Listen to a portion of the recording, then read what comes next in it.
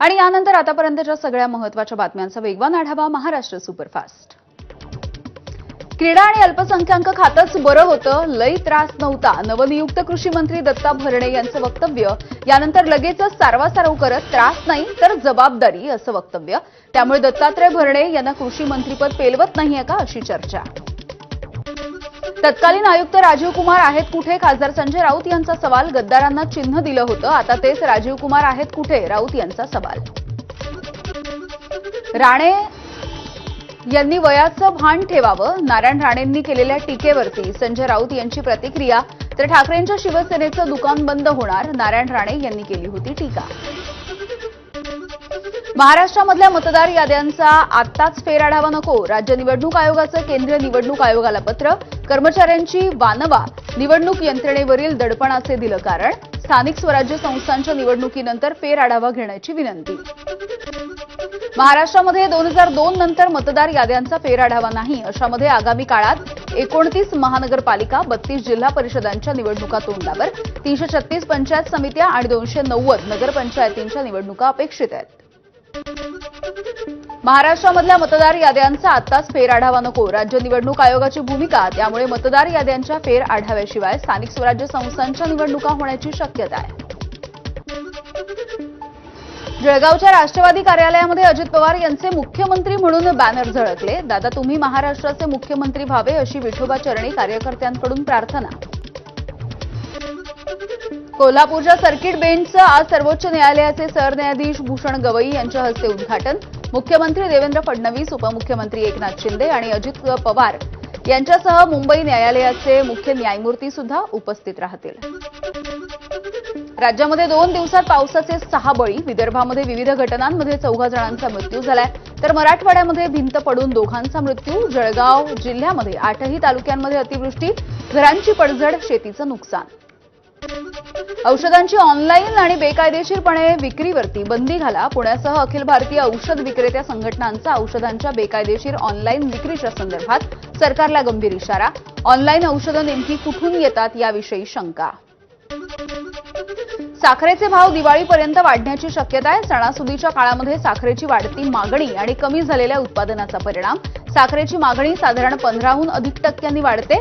यंदा साठा कमी असल्यामुळे ही दरवाढ आणखी होण्याची शक्यता आहे। मुंबईमधल्या प्रसिद्ध आणि ऐतिहासिक गणपतींपैकी एक असलेल्या चिंचपोकळीच्या चिंतामणीचं आगमन। यंदाचं चिंचपोकळीच्या सार्वजनिक गणेशोत्सव मंडळाचं हे 106वं वर्ष आहे। बाप्पाची पहिली झलक बघण्यासाठी भाविकांची मोठी गर्दी।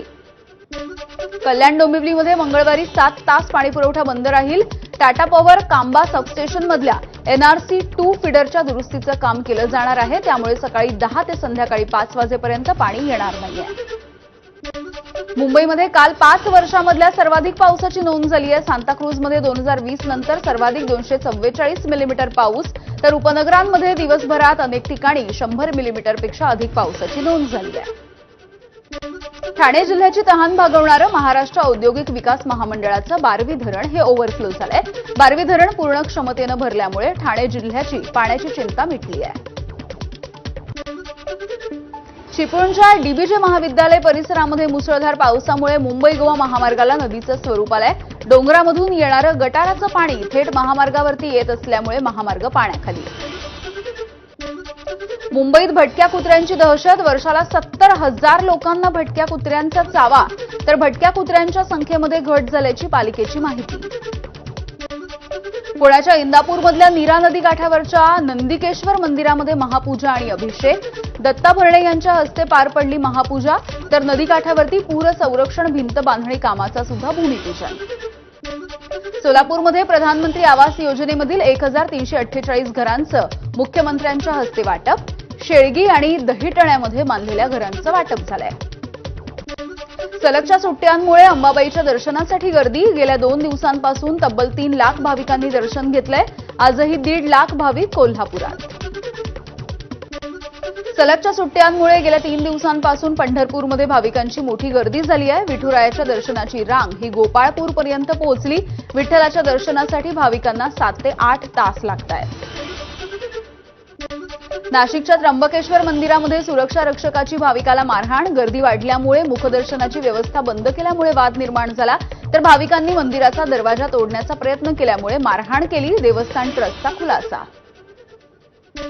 नाशिकमध्ये डिजिटल अरेस्टच्या नावाखाली लूट करण्यात आलेली आहे. 80 वर्षीय डॉक्टर महिलेची 1,46,00,000 रुपयांची फसवणूक. सायबर पोलिसांमध्ये गुन्हा दाखल.